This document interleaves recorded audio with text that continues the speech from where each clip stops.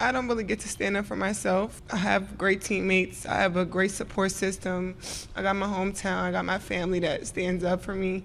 I don't really get to speak out on things just because I just try to ignore, and I just try to stand strong. Like, I've been through so much. I've seen so much. I've been attacked so many times. The Sky faced another tough loss, and it feels like they're really struggling. Honestly, it's starting to feel like the Sky are just giving up. I've never seen a team give up as obviously as the Sparks are right now.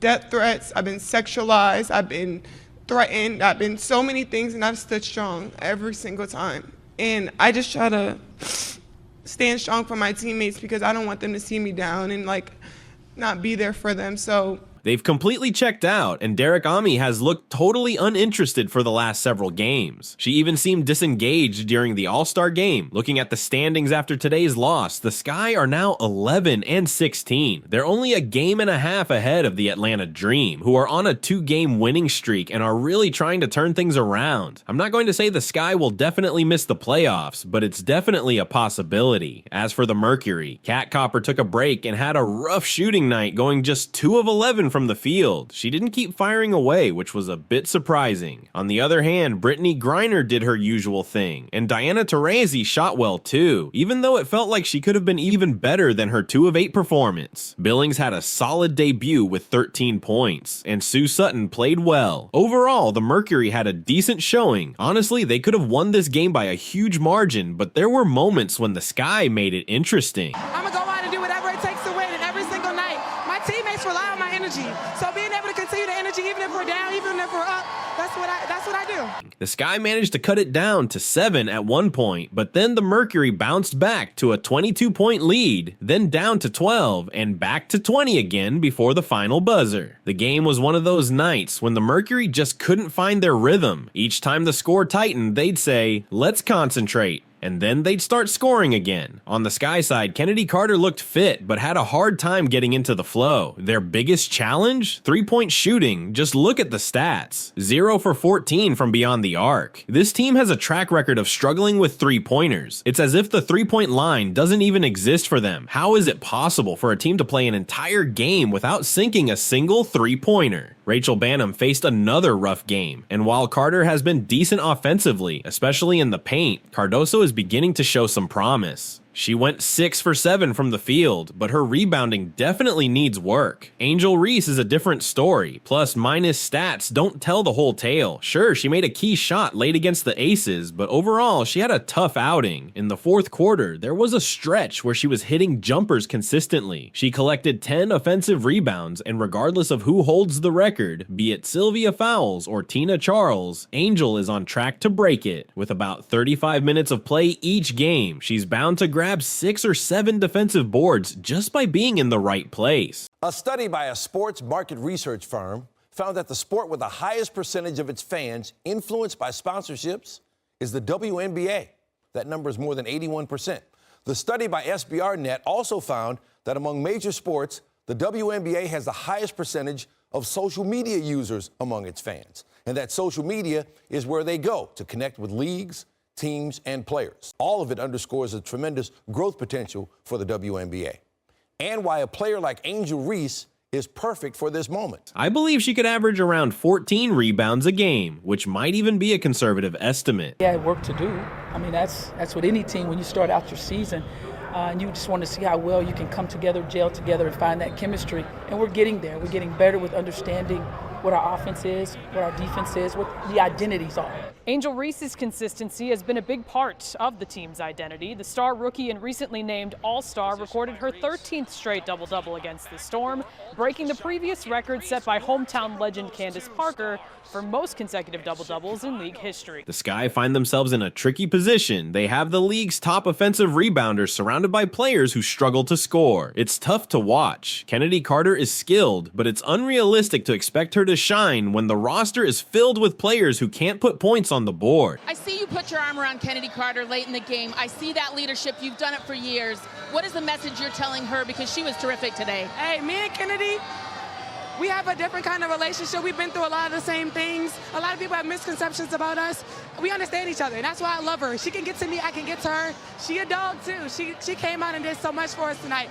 this is a team effort, and I'm just so happy for this team. They swapped out Marina Mabry, their best shooter and passer, for someone who can shoot a bit but doesn't pass like Mabry did. If the Sky aim to hit 70 points, it's clear that Kennedy needs to score 30, or Angel has to start making jumpers. For fans of the Sky, the silver lining is that while this season may be challenging, sometimes going through tough times can lead to future growth. If the team isn't performing well, it gives Angel more space to experiment and develop, even if it means having some off nights. Angel should be fine with having a rough game occasionally if it leads to a breakout performance later. If she can shoot around 50% from the field and get her jump shot going, she'll be in a good spot. Full circle moment. I mean, the next thing for me is just to win and bring another banner here, and that's what's important to me. So if I want to continue to be named with her, I want to also be a winner as well. I still see Angel Reese as an all-star and one of the top 20 to 25 players in the league. The Sky's struggles and the Rookie of the Year race seeming settled might actually benefit Angel in the long run. She'll have more freedom to try new things and take risks without the pressure of the Rookie of the Year race hanging over her. Competing against someone like Aaliyah Boston makes it hard to play without the fear of failure, but now she can have an off night and still focus on finding her rhythm. Now at FS1 had this to say about Angel Reese this week. Quote, Angel Reese, you can't be the big bad wolf and then kind of cry like Courage the Cowardly Dog. Nobody mourns when the villain catches an L. And Angel Reese, you're self-proclaimed to be the villain. I think that's a bit excessive. Like Emmanuel Acho. Got mad respect for him, but we don't have to always agree. I really liked how she played toward the end of this game, and right now she's undoubtedly the best offensive rebounder in basketball. I think that when you take into account the fact that this is a young lady, yes, she did wear the villain role on her sleeve, no doubt about that.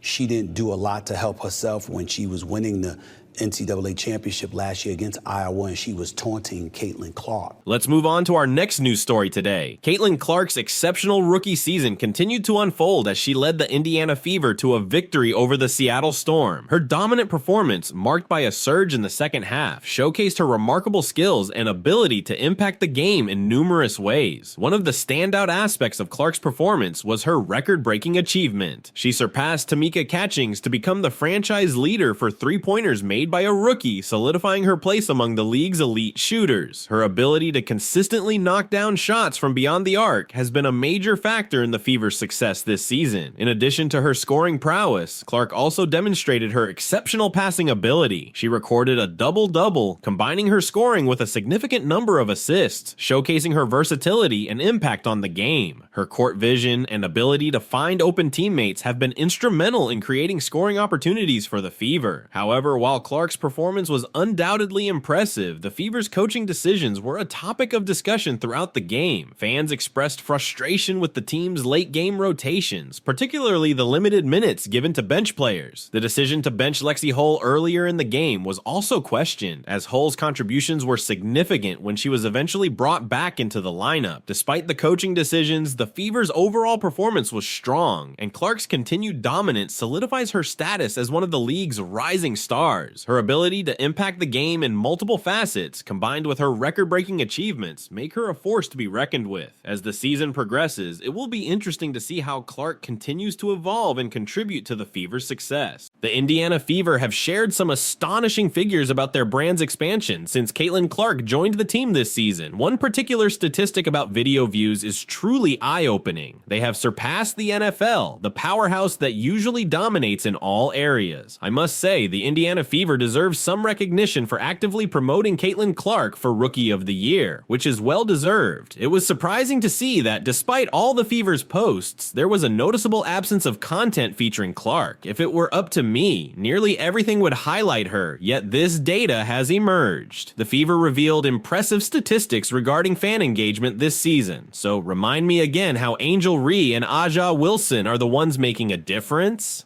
Not at all. The Fever are gearing up for the second half of the WNBA season after the All-Star and Olympic break. This year, they have significantly elevated fan engagement throughout the league. The Fever currently lead in attendance for both home and away games, with over 186,000 fans attending home games since the season began in May, marking the highest total in the franchise's history and a staggering 265% increase from last year. 4 home games have set new single-game all-game records for merchandise sales at the Gamebridge Fieldhouse team store, which has seen a remarkable jump of over 1,000% in net sales. The Fever rank first in the league for social media engagement, video views, new followers, and total followers. Since April, they have amassed over 800 million video views across all platforms, outpacing teams in the WNBA, NBA, NFL, NHL, and MLB in video consumption during this period. I've been saying that Caitlin Clark might be the biggest sports star in the country, and this data certainly supports that claim. When your video views exceed those of the WNBA, NBA, or the NFL, an entity that typically reigns supreme, that's truly remarkable. The Fever are at the top of the WNBA with 38 national TV games this season, and they've already set network viewership records for 10 of their broadcasts on platforms like ESPN, ION, CBS, and NBA TV. In fact, one of their games became the most watched WNBA matchup in 23 years. Those 800 million video views are truly astounding. But seriously, how can anyone claim that others in the league are responsible for this growth? It's just absurd. The stats clearly show that attendance and ratings don't support that narrative. Plus, the actual revenue from fans willing to pay extra to see Caitlin Clark is significant and speaks volumes. Caitlin Clark has also shared her thoughts about potentially joining Angel Reese in the new women's basketball league, Unrivaled. This league aims to give WNBA players the opportunity to earn enough during the offseason so they won't have to play overseas. Unrivaled will feature 30 players in a 3x3 format with 6 teams, all based in Miami. Some well-known players, including Reese, Kelsey Plum, and Jewel Lloyd, will participate, and they've even secured an NIL deal with Paige Buchers from UConn. While Clark hasn't ruled out playing in the league, she emphasized her current focus. Honestly, I'm just focused on this right now. One thing at a time, can't always just be moving on to the next. My focus is right here, she said. The league is reportedly offering an average salary of $250,000 for its players, which is over $100,000 more than what WNBA players typically earn. Many top stars from the WNBA have opted to play overseas during the offseason to boost their earnings, as the best players in the league make around $250,000 a season. A number of high-profile athletes, including Alex Morgan, Megan Rapinoe, Carmelo Anthony, and Steve Nash, have financially supported the league, which was founded by Nafisa Collier and Brianna Stewart. As for Clark, her attention remains on the WNBA, which is set to resume after the Olympic break this week. She has been instrumental in revitalizing the Fever, who currently hold an 11-15 record and sit in 7th place in the WNBA standings, just ahead of the Chicago Sky. So there you have it. It's a classic I'm not ready to answer that right now situation. I mentioned the other day that I doubt she'll join this league because she's not facing the same financial struggles that many of these players are. Now, are any of these athletes in dire straits? Not really, since they're heading overseas, where some are raking in $500,000 or even $1 million a year. For instance, Brittany Griner was reportedly earning around $1 million annually in Russia for 6 or 7 seasons before her arrest for cannabis oil. I found it hard to feel sympathy for her because she had been there long enough to know the rules. What's intriguing is how many players will choose this new league over the lucrative offers they can still get overseas. Sure, they might be offering $250,000, but if a country like China or Germany throws out a $750,000 deal, I think most would go for the higher paycheck. Then there's Paige Buchers, who's touted as the next big star entering the league. I personally doubt she'll make a significant impact, but much will depend on her performance in the NCAA tournament next year. The fact that she's already part of the league through an NIL deal is interesting. If they want this league to thrive, they need to get Caitlin Clark involved because based on the data, it seems like viewership will be lacking without her. To put things in perspective, Las Vegas Aces games are pulling in about 500,000 viewers, while the Indiana Fever are attracting around 2 million. And let's not even get started on the Chicago Sky. They're not drawing much attention either. It's just the way it is. When it comes to video views, the Fever are outpacing the NFL, which is impressive, and content related to Caitlin Clark gets 5 to 10 times more views than anything NFL related. I'm not sure what that says, but the interest is clearly there.